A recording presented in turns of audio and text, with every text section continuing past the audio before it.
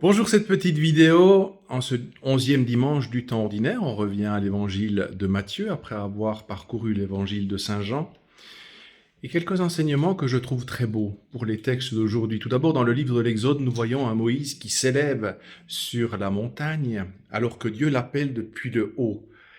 Et je crois que c'est ça aussi la relation que l'on doit avoir en permanence, c'est nous élever. Nous élever pour répondre à celui qui nous appelle, nous élever aussi pour prendre de la hauteur. Et il y a cette image que je trouve très belle de ces deux mains. Vous savez, cette main qui se tend depuis le haut, cette main qui vient depuis le bas. On a beaucoup de tableaux qui symbolisent cette alliance, ces deux mains qui se rejoignent. Et je trouve que ça, durant toute notre vie, ça doit être aussi un parcours que l'on doit faire. Tenir la main de Dieu, surtout lorsque ça secoue, surtout lorsque c'est difficile. Ça, c'est la première chose. La deuxième chose, saint Paul apôtre, dans la lecture d'aujourd'hui, dans la deuxième lecture, nous redit encore l'amour infini de Dieu qui a donné son Fils pour réconcilier le monde avec lui, et pour les justes comme les injustes. Et pour moi, l'enseignement aujourd'hui très fort à retenir, c'est que nous n'avons pas, dans le fond, à trier à qui nous délivrons la parole de Dieu, le message de Dieu, le message divin. Nous devons le diffuser largement. Largement. Et ne pas choisir le bon moment, le bon lieu, les personnes qui sont déjà du même avis que nous. Mais il faut vraiment le délivrer. C'est ça la parabole du semeur, c'est aussi de délivrer largement. Même si ça tombe dans des ronces, eh bien tant pis. Si ça ne touche qu'une seule bonne racine, eh bien nous avons déjà agi de manière positive. Ne trions pas et risquons aussi parfois de jeter la parole là où elle ne sera pas reçue. Et je crois que c'est très important, cet aspect-là. Largement, diffuser largement pour le salut des justes et des injustes, pour qu'ils reçoivent cette parole, pour qu'ils reçoivent cette possibilité de se convertir. Et puis dans notre évangile, Jésus est apitoyé, se laisse toucher par cette moisson très nombreuse, très abondante, mais les ouvriers sont très peu nombreux. Et aujourd'hui, on peut dire que les ouvriers et les ouvrières sont très très peu nombreux, surtout en Occident, surtout dans le continent européen. Et parfois, c'est vrai que ça peut être même décourageant. On se dit, mais cette parole de Dieu ne passe plus, elle n'est plus acceptée, on se refroidit, on se recroqueville, on se lamente, on s'apeure. Mais d'être apeuré, ça n'a jamais été le comportement de l'Évangile et des apôtres et des prophètes et des grands saints. Il faut diffuser, continuer envers et contre tout, et surtout si c'est difficile. Surtout si c'est difficile.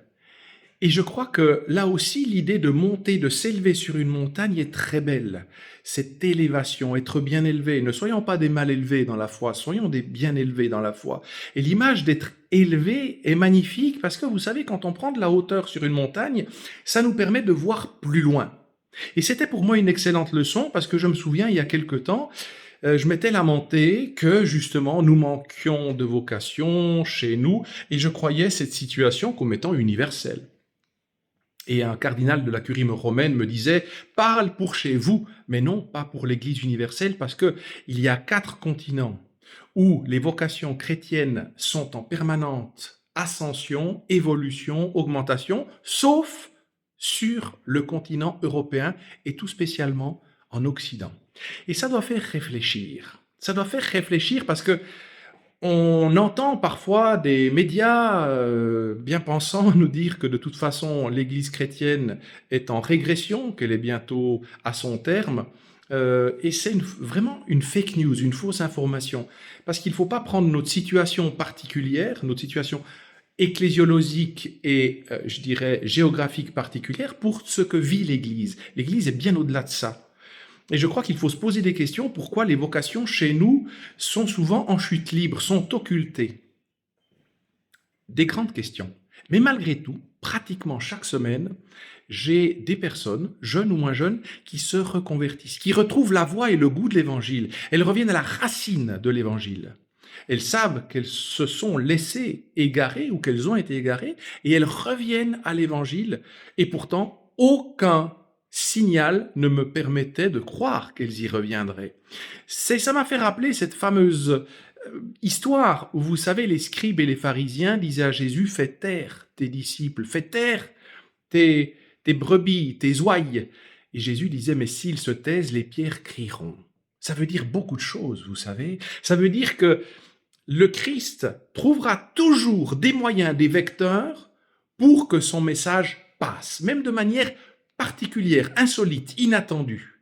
Et aujourd'hui, c'est dans l'inattendu de notre refroidissement évangélique européen que le Christ continue de parler. Et les vocations sont là. Mais bien sûr qu'il faut les accompagner, les stimuler, les entourer, surtout pas les ignorer, surtout pas les écraser, les décourager. Et c'est là peut-être où j'aimerais attirer votre attention sur une chose. Parce que j'entends régulièrement des personnes me dire j'ai beaucoup de peine à croire à la conversion chrétienne par rapport à ce qu'on vit. J'ai beaucoup de peine à y voir, à y percevoir la parole de Dieu, parce qu'il y a des notions où sont mises en avant souvent la critique. Lorsqu'un chrétien, une chrétienne est toujours dans l'aspect de la critique de l'Église, c'est un autogol, c'est un autosabordage, où critique les ministres de l'Église en permanence, agit comme une espèce de personne capricieuse, pourri gâtée, vous savez, en toujours dénonçant ce qui ne va pas, mais ne pas remercier pour ce qui va. Et ça peut être décourageant. Il y a aussi, bien sûr, l'aspect, à part de la critique, l'aspect de l'incohérence. Les personnes qui sont dans le fait ce que je dis, pas ce que je fais, ou de la non-fraternité, du non-accueil, ou alors qui accueillent seulement lorsque c'est une sensibilité qui va dans leur sens, mais non pas forcément dans l'autre.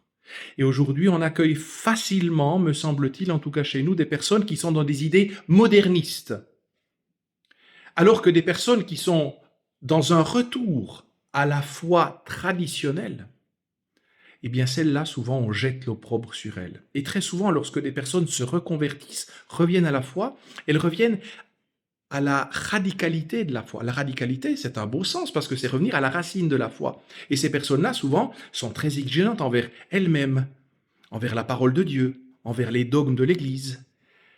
Et on les critique. On les critique régulièrement en les voyant directement comme des extrémistes. Je trouve que c'est très dangereux, c'est très grave. Là, on fait un grave manque de charité envers ces personnes-là qui ont besoin de revenir à la source même de l'Évangile, à la source même de la rigueur évangélique, et on les critique. Alors, c'est là où on prend une énorme responsabilité aujourd'hui en tant que fidèle, en tant que chrétien, en tant que prêtre, diacre, religieuse, évêque et j'en passe. C'est d'accompagner ces personnes. Elles ont quelque chose à nous dire. Et s'il y a un retour à la loi naturelle, à la volonté de dénoncer les dérives, la déliquescence morale, la déliquescence, dans le fond, d'un monde occidental qui est dans une postmodernité où Dieu est évacué de sa création, est évacué du paysage ambiant, et où même l'homme et la femme ne deviennent des marchandises, ne savent plus du tout ce qu'ils sont, on redéfinit tout. Et l'Église ne doit surtout pas rentrer dans ces aspects-là. Ma foi, tant pis si on nous critique, tant pis si on nous juge comme rétrogrades, mais il faut revenir à la racine. Parce qu'aujourd'hui, les nouveaux convertis reviennent à cette racine. Je dis bien, la radicalité n'est pas un danger. La radicalité, c'est revenir à la source du message. Ce message, bien souvent, a été biaisé. Il s'est acclimaté à des pensées, des modes, et aujourd'hui, on voit très bien que cette pensée en arrive à une déchristianisation constante dans notre continent européen.